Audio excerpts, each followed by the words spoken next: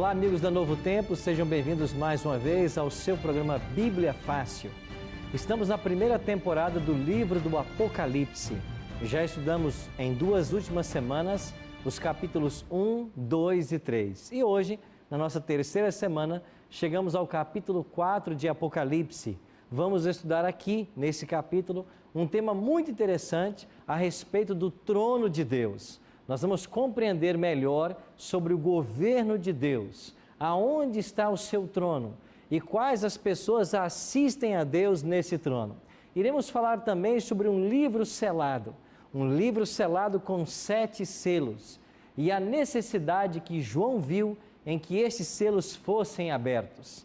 Está começando mais um Bíblia Fácil e você é muito bem-vindo. Hoje vamos conhecer um pouquinho mais sobre o Apocalipse e um tema muito especial que nós temos aqui tratar hoje, que é a respeito do trono de Deus. Agora, nós vamos, como é nosso hábito, fazermos uma oração pedindo a Deus a bênção para o estudo. Você que nos acompanha em casa, se você puder, participe também desta oração, pedindo a bênção de Deus para o estudo do livro do Apocalipse. Pai querido, muito obrigado por estarmos reunidos em condições tão favoráveis para estudarmos a Tua Palavra.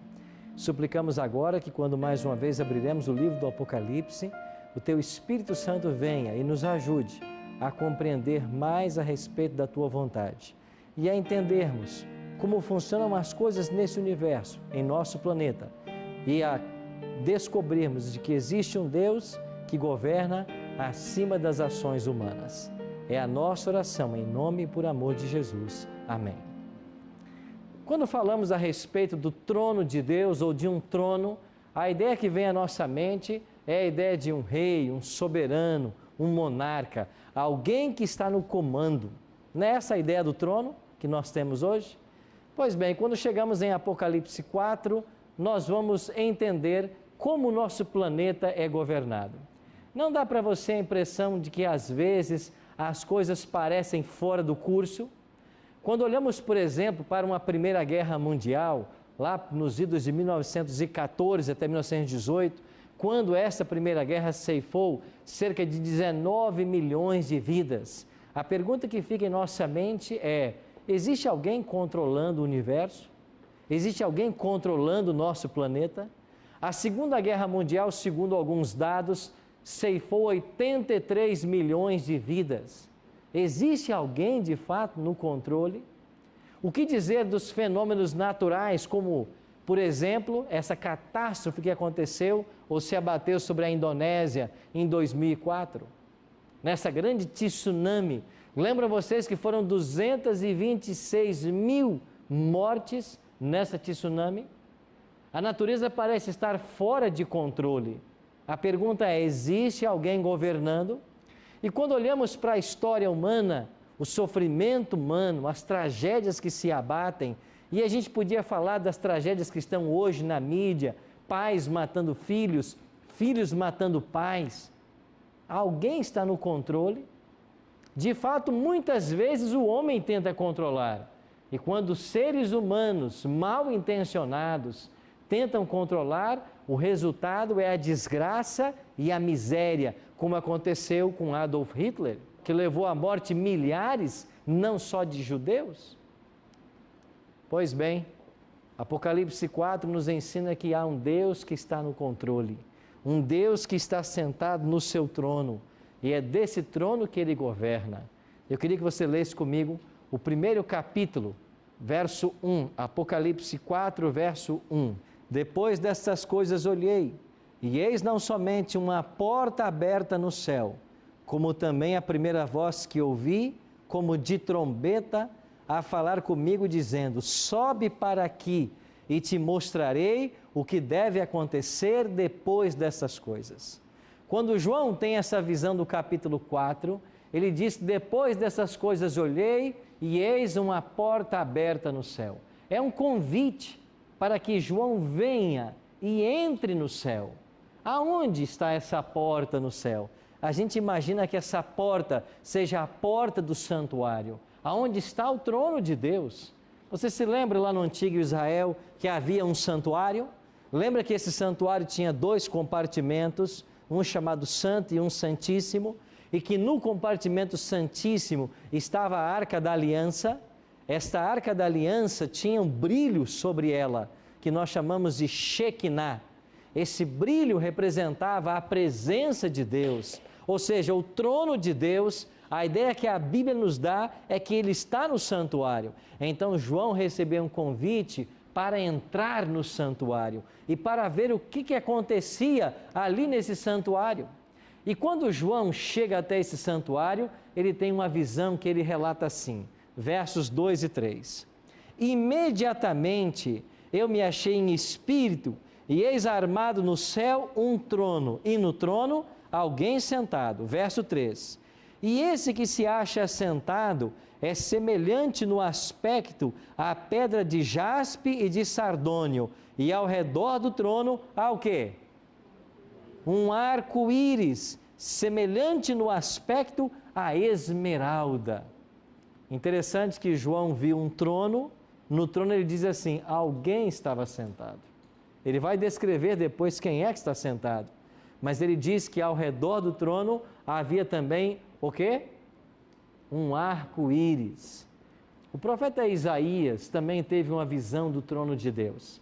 E nós já dissemos para vocês de que a base para compreender o Apocalipse é o Antigo Testamento.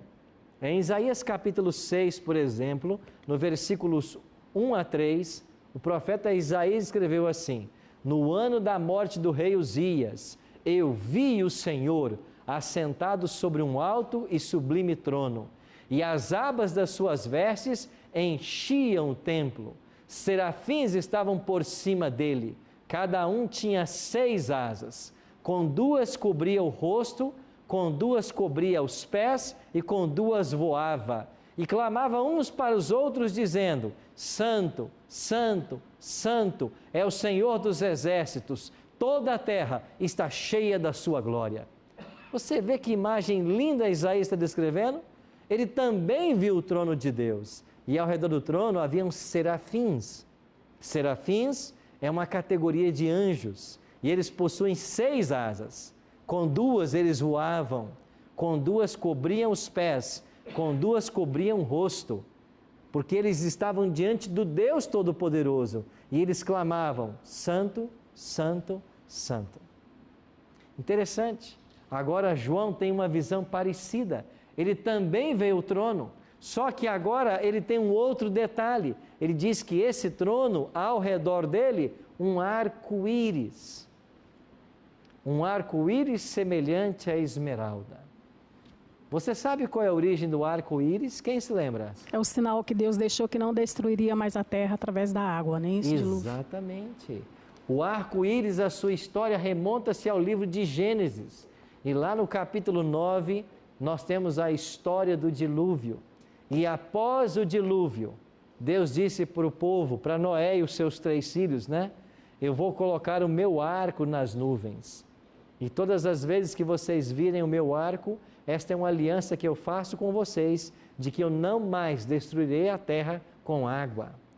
Interessante, por que Deus fez essa aliança com o povo? Porque após o dilúvio, as pessoas que povoaram a terra, elas tinham muito medo da chuva, porque todas as vezes que chovia, e as pessoas pensavam que seria um novo dilúvio, porque assim havia começado o dilúvio, com uma chuva ininterrupta. Então Deus fez o quê? Ele colocou o seu arco nas nuvens. Então quando começava a chuva e o povo via o arco, eles se lembravam da palavra do Senhor dizendo, não mais destruirei a terra nas águas. E o que é o arco-íris? Não é um fenômeno, uma ilusão de ótica? Você se aproxima e de repente ele desaparece? O arco-íris é uma ilusão, porque é apenas a junção da água com a luz do sol.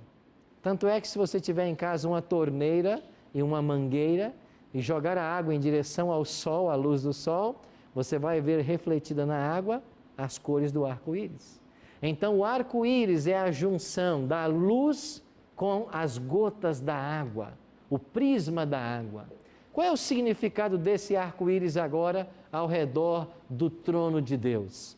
Assim como o arco se une por causa da luz e da água, o Salmo 97 diz de que a justiça e a misericórdia são a base do trono de Deus. Então, assim como você tem a luz e a água, no trono de Deus você tem a justiça e a misericórdia. De fato, Deus é um Deus justo e misericordioso. Ele consegue unir essas duas funções enquanto Ele administra o nosso universo. Um outro detalhe sobre o trono de Deus. Na visão do capítulo 4, há outros detalhes. Nós aprendemos pela história da Bíblia que Satanás tentou usurpar o trono de Deus. E você talvez conheça já a história do surgimento do mal no nosso universo. Mas existem dois profetas do Antigo Testamento, Isaías e Ezequiel, que descrevem muito bem como o mal começou em nosso universo. Tudo era perfeito no universo criado por Deus, até que o profeta Isaías diz assim: como caísses do céu, ó estrela da manhã, filho da alva, como foste lançado por terra, tu que debilitavas as nações. Tu dizias no teu coração: eu subirei ao céu, acima das estrelas de Deus, exaltarei o meu trono. O diabo quis colocar o trono dele acima do trono de Deus. Era um anjo perfeito. O profeta está dizendo: ó estrela da manhã. Era um anjo que brilhava. Daí vem a expressão Lúcifer, anjo de luz. Já o profeta Ezequiel vai perguntar assim: estivestes no Éden, jardim de Deus. Eu te coloquei como querubim da guarda. Estiveste sobre o monte santo de Deus. Andaste no meio das pedras afogueadas. Eras perfeito nos teus caminhos desde o dia em que foste criado, até que em ti se achou iniquidade. O teu coração se encheu de violência e pecaste, pelo que te lancei profanado fora do monte de Deus. Esses dois profetas estão descrevendo a queda do anjo Lúcifer. E após esta rebelião contra Deus no céu, ele foi expulso. Satanás foi expulso do céu. E nós aprenderemos no Apocalipse, quando chegarmos ao capítulo 12, que ele conseguiu enganar 1/3 dos anjos de Deus.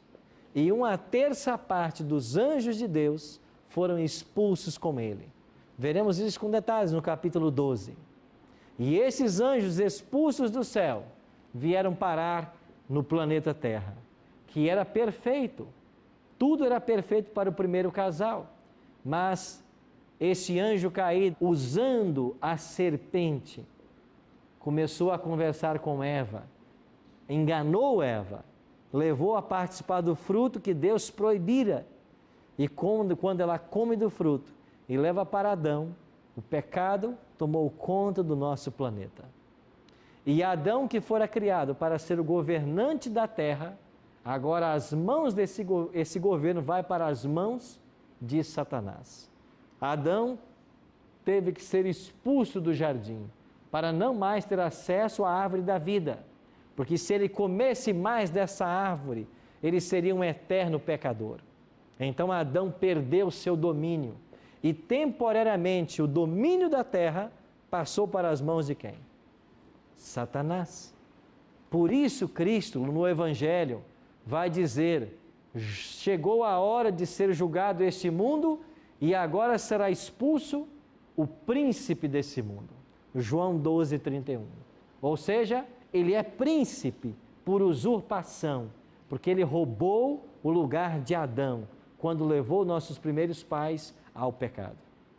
E quando Satanás assumiu o controle do nosso planeta, agora nós temos um mundo desgovernado. Porque é a intenção de Satanás provocar todas as tragédias, todas as misérias e levar destruição e tragédia à família humana. Às vezes você se pergunta, por que o nosso mundo é como é? Por que coisas más acontecem a pessoas boas? Por que inocente sofre? É porque o diabo, temporariamente, está governando esse mundo. E ele usa do seu poder, da sua influência, para levar a miséria, a desgraça à humanidade. Ele estuda os fenômenos naturais para provocar as catástrofes que nós vemos hoje em dia. Por isso, nós devemos estar cientes de que as tragédias que nós consideramos naturais, como do mundo natural, elas possuem o dedo do diabo. O diabo levou o planeta a um descontrole total. E ele procura, através da agressão ao próprio planeta, provocar as convulsões naturais, assim chamadas, e levar miséria às pessoas. Mas a Bíblia tem uma boa notícia. Esse controle que está nas mãos de Satanás está com os dias contados. Isso voltará para o controle de Deus. É isso que ensina o capítulo 4 de Apocalipse. Ensina que Deus está no trono. Não só isso, ele é assistido por seres celestiais. E o Apocalipse fala desses seres celestiais. Olha para o versículo 4. Apocalipse capítulo 4, verso 4. Ao redor do trono há também 24 tronos, e assentados neles 24 anciãos, vestidos de branco, em cujas cabeças estão coroas de ouro. Você talvez já leu esse texto várias vezes e se perguntou: quem são esses 24 anciãos que estão ao redor do trono? Sentados também em tronos. Pois bem, o Apocalipse diz para nós que eles estão sentados em tronos, vestidos de branco, com coroas na cabeça e assistem ao governo de Cristo. Essas informações da Bíblia nos levam a uma conclusão. Esses 24 anciãos são pessoas que já passaram pela experiência humana, por esta terra, e hoje assistem a Deus nos negócios do universo. Por que nós concluímos que sejam pessoas que já moraram aqui nessa terra, seres humanos que hoje estão no céu? Primeiro, porque eles estão hoje sentados em tronos. Lembra das 7 igrejas que nós estudamos aqui? No capítulo 3, verso 21, há uma promessa. Diz aí Apocalipse capítulo 3, verso 21, é a promessa que é feita à igreja de Laodiceia, a última igreja. E o que é prometido à igreja de Laodiceia? Ao vencedor, dar-lhe-ei sentar-se comigo aonde? No meu trono, assim como também eu venci e me sentei com meu Pai no seu trono. O trono na Bíblia é prometido para os vencedores. Se você tem 24 anciãos em 24 tronos, isso quer dizer que eles são vencedores. Mais que isso, eles têm coroas na cabeça. Na Bíblia, a coroa é símbolo de vitória. E tanto é que na carta às 7 igrejas foi dito: guarda a tua coroa para que ninguém a roube. Ou seja, a coroa na Bíblia é para os vitoriosos. Então nós imaginamos de que esses seres são pessoas que viveram aqui, foram vitoriosos sobre o pecado e Deus já os levou para os céus. Quem poderiam ser essas pessoas? Olhe um texto interessante do Evangelho para nós vermos quem poderiam ser. Mateus 27, 50 fala da morte de Cristo e o texto diz assim: e Jesus, clamando outra vez com grande voz, rendeu o espírito. E eis que o véu do templo se rasgou em 2, de alto a baixo, e tremeu a terra, fenderam-se as pedras, abriram-se os sepulcros, e muitos corpos de santos que dormiam foram o quê? Ressuscitados. E saindo dos sepulcros, depois da ressurreição dele, entraram na cidade santa e apareceram a muitos. O que o Evangelho de Mateus está dizendo? Que quando Cristo morre, muitas sepulturas se abriram. E quando ele ressuscita, no domingo pela manhã, muitos também ressuscitam após a ressurreição dele. Quem são esses que ressuscitaram? São fiéis seguidores de Cristo, que certamente morreram antes que Cristo tivesse morrido. Agora eles são levados para os céus. Eles ressuscitaram, já foram para os céus. Então, há uma possibilidade que estes façam parte dos 24 anciãos. E qual é o nome que vem à sua mente dos fiéis filhos de Deus que morreram antes de Cristo? Você não pensa em vários nomes de homens que já viveram aqui? E quais desses já estão ressuscitados e já estão no céu? A Bíblia fala em Moisés, que já está no céu. Enoque não andou com Deus e Deus o tomou para si. Então, estes que a Bíblia diz que já ressuscitaram, podem ser parte desses. E esta ressurreição aqui fala de pessoas que nós não sabemos quem são, mas então podem ser esses que assistem junto ao trono de Deus. Nós iremos para o intervalo e quando voltarmos, iremos descobrir que além dos 24 anciãos, há um outro grupo que assessora no trono de Deus. Já já estaremos de volta.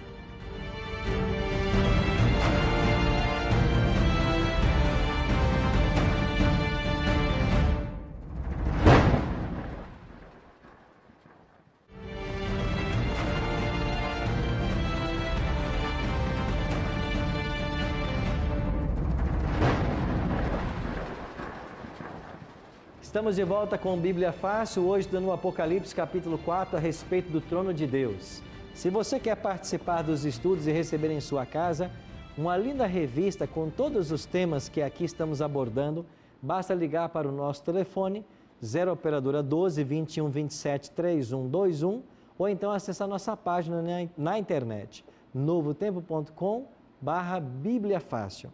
Ali você vai ter a arte dessa revista, você clica, vai abrir um formulário, você preenche o formulário e num prazo de 15 a 20 dias, essa linda revista pode estar chegando em sua casa e você acompanha o programa a cada semana um tema. E eu queria aproveitar e motivar você, eu quero convidar você a fazer parte de uma classe muito especial de estudo desses temas. Todos os domingos à noite, as igrejas adventistas estão abrindo suas portas para receber você.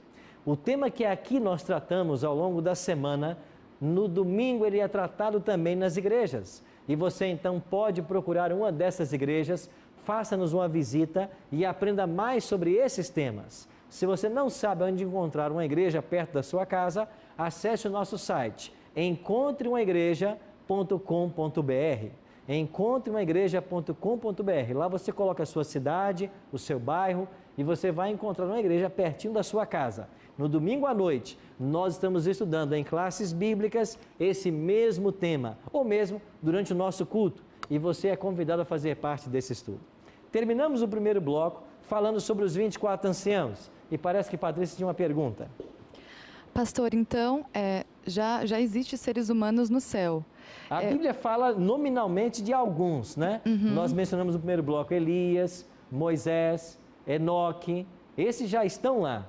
Agora, o texto de Mateus 27 falam de alguns que ressuscitaram e foram. Nós não sabemos quem são. Sim. Mas imaginamos que esses podem ser, então, os 24 anciãos. Sim, e eu gostaria de saber, então, qual é a função desses seres humanos no céu? Se eles podem interceder pelas pessoas que aqui estão, qual seria a função? A sua pergunta é muito boa, porque quando você fala em intercessão, muitas pessoas pensam que quem está no céu, os seres humanos santos que já viveram aqui, eles podem ter um papel mediador entre nós e Deus. Bom, a Bíblia diz, e o apóstolo Paulo é quem trata desse assunto na sua primeira carta a Timóteo, ele diz assim, nós só temos um mediador entre Deus e os homens, Jesus Cristo, homem. Só há um mediador. Ninguém pode estar entre Deus e o ser humano pecador. Pode ser que você que está me assistindo tenha o hábito de orar, de buscar a ajuda de alguns dos santos que já viveram nessa terra, como Pedro, Paulo e outros mais. Deixa eu dizer com muito carinho uma verdade para você. Eles não podem ajudar você. Primeiro porque a Bíblia não diz que Pedro e Paulo estejam no céu. Mas pastor, não pode estar entre esses aqui? Não. Não porque quando Cristo ressuscita, Pedro e Paulo ainda estavam vivos, eles não estavam mortos. Eles só morreram no ano 67. Então eles não podem estar nesse grupo aqui. Mesmo se estivessem, como esse grupo aqui, eles não têm a função de mediação. eles não podem mediar por você, eles não podem te ajudar. Deus não deixou você abandonado, Deus deixou um mediador, Deus deixou Jesus Cristo. Ele é o nosso elo. É Cristo pela natureza humana que se ligou à humanidade. Ele é Deus, Ele se liga ao Pai. Ele é homem, Ele se liga à humanidade. Ele é o elo, Ele é o único elo. E quando vamos para Atos capítulo 4, versos 11 e 12, lá diz claramente que abaixo do céu não existe outro nome pelo qual importa que nós sejamos salvos. Então só Cristo. Nenhum ser humano, por mais santo que tenha sido, mesmo que já esteja no céu, mesmo que pertença aos 24 anciãos, eles não têm a função de serem nossos mediadores. Só Cristo é o nosso mediador. Pastor, ali quando fala que foram ressuscitados e apareceram a muitos, o que significa esse apareceram a muitos? Seria os fantasmas, alguma coisa assim? Não, Bruno. Eles quando ressuscitaram, eles ressuscitaram com corpos glorificados, como Cristo também tinha um corpo glorificado. Você lembra que Cristo, após a ressurreição, ele comeu com os discípulos? Você lembra que Jesus disse para Tomé, põe aqui o teu dedo? Ou seja, ele tinha um corpo, era um corpo glorificado, mas ele podia ser tocado. Esses que ressuscitaram aqui, ressuscitaram com corpos glorificados, mas era o mesmo corpo que eles tinham antes da morte. Eles ressuscitaram agora com o mesmo corpo, só que perfeito, sem vestígios do pecado. E eles foram para Jerusalém, aqui diz a cidade santa, né, que é Jerusalém, e eles apareceram para muitas pessoas, falando o quê? Nós morremos pelo Evangelho, Cristo nos ressuscitou, Ele está vivo, Ele é a esperança para vocês. Então, quando fala que eles apareceram, foi naquela época que Jesus Cristo ressuscitou. Naquele mesmo dia que eles ressuscitaram, eles apareceram para muitos na cidade santa, que é Jerusalém, e eles testificaram da ressurreição de Cristo. Okay. Foi esse o motivo deles irem à cidade, contar que Jesus ressuscitou. Certo? Então, há uma possibilidade de que estes sejam parte dos 24 anciãos. Agora, olha o próximo verso aí do Apocalipse que nós estamos estudando. Verso 5. Do trono saem relâmpagos, vozes e trovões, e diante do trono ardem 7 tochas de fogo, que são 7 Espíritos de Deus. Essas 7 tochas, diz o Apocalipse, são 7 Espíritos. O que são esses 7 Espíritos? É uma alusão ao próprio Espírito Santo. Porque o número 7 na Bíblia, ele significa perfeição. Aqui são 7 Espíritos, é um simbolismo do próprio Espírito Santo, que está diante do trono. Então você tem os 24 anciãos, o Espírito Santo. E quem mais você tem aí? Olha o que diz o próximo verso, verso 6. Há diante do trono um como um mar de vidro, semelhante ao cristal, e também no meio do trono e à volta do trono, 4 seres viventes, cheios de olhos, por diante e por detrás. O primeiro ser vivente é semelhante ao leão, o segundo, semelhante a novilho, o terceiro tem o rosto como de homem, e o quarto ser vivente é semelhante à águia quando está voando. E os 4 seres viventes, verso 8, tendo cada um deles 6 asas, estão cheios de olhos, ao redor e por dentro, e não tem descanso nem de dia nem de noite, proclamando o quê? Santo, Santo, Santo, é o Senhor Deus, o Todo-Poderoso, aquele que era, que é e que há de vir. Interessante, não é a mesma visão que teve Isaías? Os seres aqui com as suas 6 asas, proclamando Santo, Santo, Santo. E por que é que eles proclamam Santo, Santo, Santo? Aqui os teólogos são quase unânimes, porque aqui é uma referência à Trindade, a Deus Pai, Deus Filho e Deus Espírito. Lá na visão de Isaías, o hebraico diz Kadosh, eles dizem Kadosh, Kadosh, Kadosh, Santo 3 vezes, é uma referência à Trindade, Deus Pai, Deus Filho, Deus Espírito. Eles adoram a Deus constantemente. Mas aí vem uma pergunta: quem são esses 4 seres viventes? O que eles representam? Quando vamos para Ezequiel, nós temos uma visão muito parecida.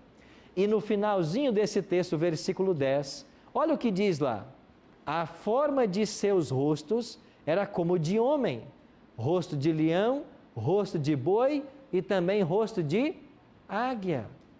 Eu disse para vocês que o livro do Apocalipse tem a sua resposta no Antigo Testamento. E as mesmas formas que aparecem aqui no Apocalipse 4 já estavam no livro de Ezequiel. Um ser vivente tem a aparência de leão, um outro tem a aparência de boi, o Apocalipse disse novilho, aqui tem uma aparência de águia e também um rosto como de homem. Eles estão contemplando a mesma cena, só que com séculos de distância. Pois bem, como podemos concluir quem são esses 4 seres viventes? Temos que voltar mais uma vez ao Antigo Testamento. Lembra do povo de Israel? Deus mandou que eles construíssem um santuário e eles viviam em tribos. Eram 12 os filhos de Jacó, daí 12 as 12 tribos de Jacó.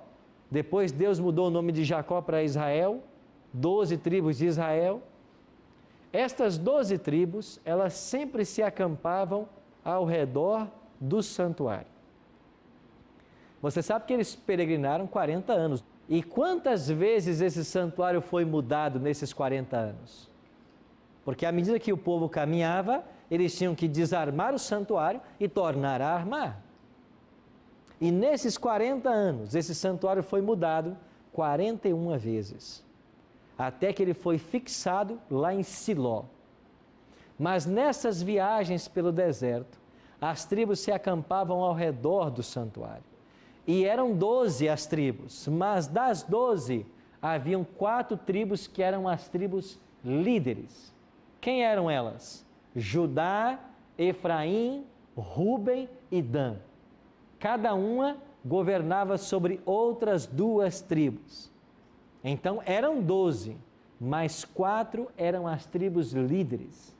E estas tribos líderes tinham sua bandeira ou estandarte. E sabe qual era o estandarte dessas tribos? Na tribo de Judá era um leão que estava pintado no estandarte da tribo. Daí vem a expressão no Apocalipse, que nós vamos estudar, o leão da tribo de Judá. Na tribo de Efraim havia um boi. Na tribo de Ruben, a caricatura de um homem. E na tribo de Dan, uma águia voando. É daqui que a imagem está sendo emprestada. Mas, pastor, aonde está na Bíblia essa informação aqui? Ela não está na Bíblia. Essa informação são de escritos extra-bíblicos, documentos judaicos, que falam a respeito do povo de Israel, de como eles funcionavam. Interessante, então os 4 seres viventes é uma primeira alusão às tribos líderes em Israel, mas também eles referem-se ao próprio Cristo. Por quê? Porque os 4 evangelhos que falam de Jesus, eles pintam características diferentes sobre o Cristo. Por exemplo, quando você lê Mateus, a nota tônica de Mateus, que Jesus, ele é rei. Assim como o leão é considerado o rei no reino animal. Olha, por exemplo, Mateus 25, 34. Então dirá o rei, os que estiverem à sua direita, vinde benditos de meu Pai. Quando Cristo foi crucificado, Mateus 27, 37, em cima da sua cabeça puseram uma acusação. Este é o rei dos judeus. Então a nota tônica de Mateus é que Jesus é rei. Então Mateus, o primeiro evangelho, está comparado agora ao leão, que estava no estandarte da primeira tribo, Judá. Quando você vai para o segundo evangelho do Novo Testamento, qual é o segundo evangelho? Marcos. Vem o evangelho de Marcos. Qual era o estandarte da tribo lá na segunda tribo líder em Israel? Era um boi, um novilho, diz o Apocalipse. Agora em Marcos, Jesus é apresentado como aquele que serve. Esta é a nota tônica. Olha para Marcos 9,35. E ele, sentando-se, chamou os 12 e lhes disse: se alguém quiser ser o primeiro, será o derradeiro de todos e o quê? Servo de todos. E em Marcos 10,44, Jesus repete: qualquer que entre vós quiser ser o primeiro, será o quê? Servo de todos. O Filho do Homem não veio para ser servido, mas veio para servir. Então, Marcos, a nota tônica dele é: Cristo é o servo. Ele faz um eco ao profeta Isaías, que apresenta Jesus como servo sofredor, lá no capítulo 53. Qual é o terceiro evangelho que nós temos na Bíblia? Lucas. Em Lucas, o evangelista está preocupado em apresentar Cristo como Filho do Homem. A natureza humana de Cristo é destacada. Lucas 4 diz assim: durante 40 dias foi tentado pelo diabo, e naqueles dias não comeu coisa alguma. E terminados eles, Jesus teve o quê? Fome. Olha para Lucas 9,56. Porque o Filho do Homem não veio para destruir as almas dos homens, mas para salvá-las. Ou seja, Cristo é apresentado em Lucas em suas necessidades humanas. Ele teve fome. João capítulo 4 diz que ele teve sede. Então nós vemos aqui Cristo como sendo homem. E quando chegamos a João, é ele que vai pintar Cristo como sendo Deus. E a águia na Bíblia é símbolo dessa divindade. Em João 1 diz: no princípio era o Verbo estava com Deus e o Verbo era Deus. Cristo era Deus, ele estava com Deus. E em João 10,30 Jesus diz: eu e o Pai somos um. Ou seja, João é o evangelista que apresenta Cristo na sua divindade.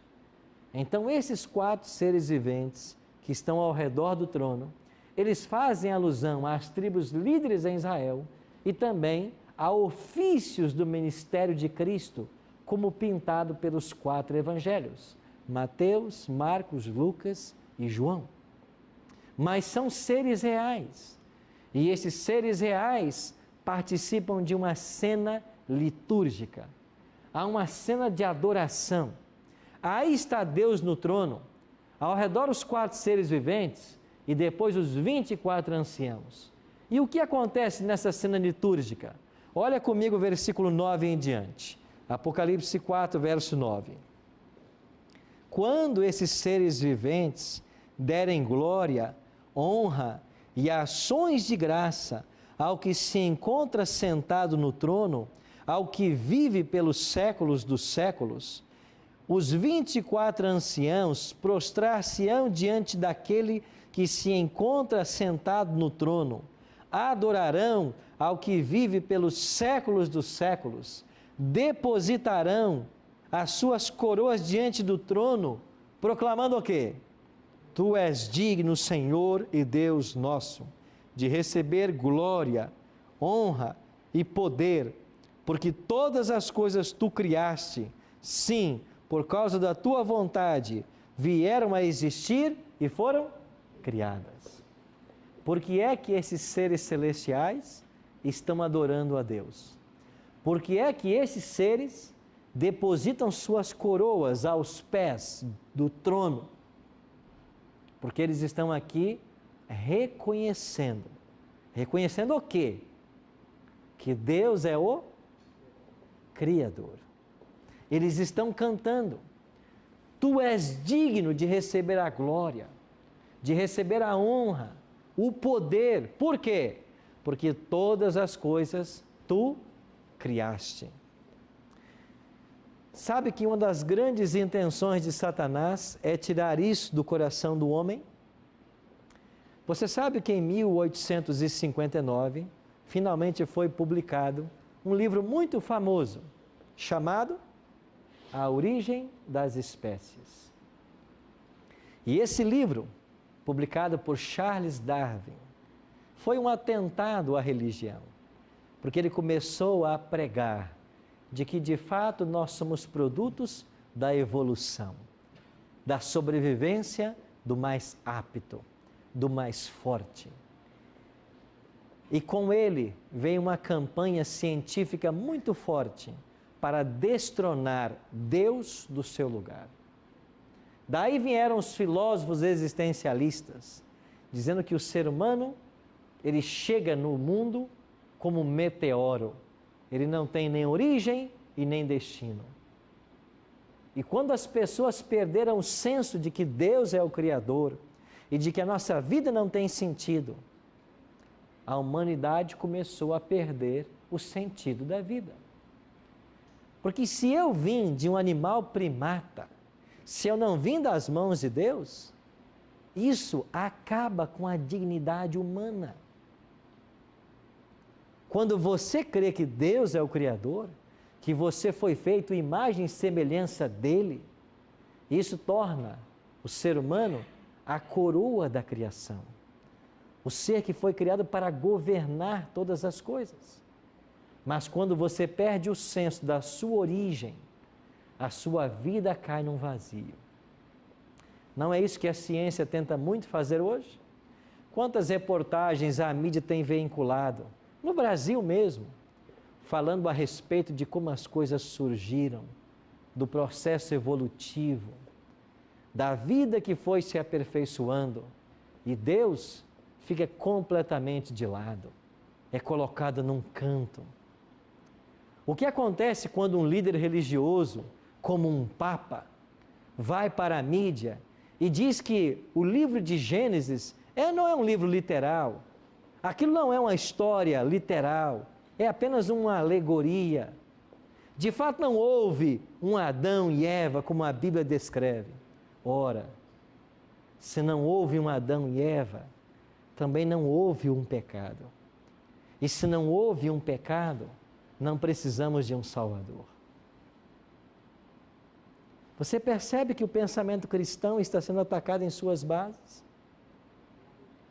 O que esses seres estão clamando no céu e louvando é: o Senhor é santo. Ao Senhor tem que ser dado o poder, a glória, a honra, porque Tu criaste. Todas as coisas vieram a existir por Tua vontade. Deus nunca tensionou que tragédias acontecessem à humanidade. Deus nunca quis que os oceanos um dia entrassem pelo continente e matassem 226 mil pessoas. Deus nunca quis isso. Mas quando a humanidade tira Deus da história, quando a humanidade passa a acreditar que ela é apta por si mesma, que tem que desenvolver esse senso de sobrevivência que foi dado de alguma forma, a nossa razão vai para o controle de Satanás. E ele usa pessoas e movimentos para trazer desgraça ao nosso planeta. Amigos, há um Deus que governa acima de todas as forças humanas. E esse Deus, a despeito dos problemas, Ele está conduzindo o seu povo em direção a um final feliz. Uma outra verdade solene: esse Deus que governa o universo, Ele está presente nos momentos mais difíceis da vida do ser humano. Ele não provoca as tragédias, Ele não provoca as misérias. Isso é o diabo quem provoca. Toda tragédia, toda desgraça, todo mal vem de Satanás. Agora, mesmo no meio das tragédias, Deus vai estar aí. Nos momentos mais difíceis da sua vida, Ele vai estar aí. Sabe por quê? Porque Ele ama você. Você não tem culpa, às vezes, de que uma pessoa que você muito ama foi acometida de um câncer. Deus também não tem culpa disso. Mas agora que isso aconteceu, Ele vai estar aí do seu lado para ajudar. Ele vai ver cada lágrima que for derramada. Ele vai se aproximar do leito como um Deus de amor e vai trazer a paz de espírito que nós tanto precisamos. Não é Deus que fez com que aquele pai recentemente despedisse de sua esposa, colocasse os 3 filhos dentro de um carro e se jogasse contra um caminhão. Isso parece que foi em Goiânia. Não é Deus que quis isso, mas são pessoas que de alguma forma se afastaram dele. Não é Deus que quer que uma pessoa se vista com um colete de bombas, vá para um local público e exploda matando, se suicidando e matando dezenas de outros. Não é Deus que quer isso, mas é porque pessoas estão se afastando de Deus. E quando nós nos afastamos de Deus, nós cometemos as piores barbáries. Então hoje o cristianismo está sendo ameaçado na sua base, porque estão tirando Deus do lugar dele. Deus é o Criador, Deus está no trono, e no trono Ele governa. E a despeito dos momentos difíceis que você enfrenta, há um Deus que está no controle. Lembre-se, a sua história ainda não terminou, mas quando a sua história terminar, diz o Apocalipse, ela terá um final feliz, porque o grande conflito se aproxima do seu final. E a paz que um dia nós perdemos, o sofrimento que hoje se abateu, ela voltará, porque o Éden será restaurado. Tudo aquilo que nós perdemos no Gênesis, o Apocalipse diz que vai ser restaurado. Nós perdemos em Adão e Eva a árvore da vida. O Apocalipse diz que ela vai ser devolvida. Perdemos em Adão e Eva a vida eterna, ela será devolvida. Nós perdemos a paz, a perfeição, a unidade da família. Isso será devolvido no Apocalipse, quando Cristo voltar.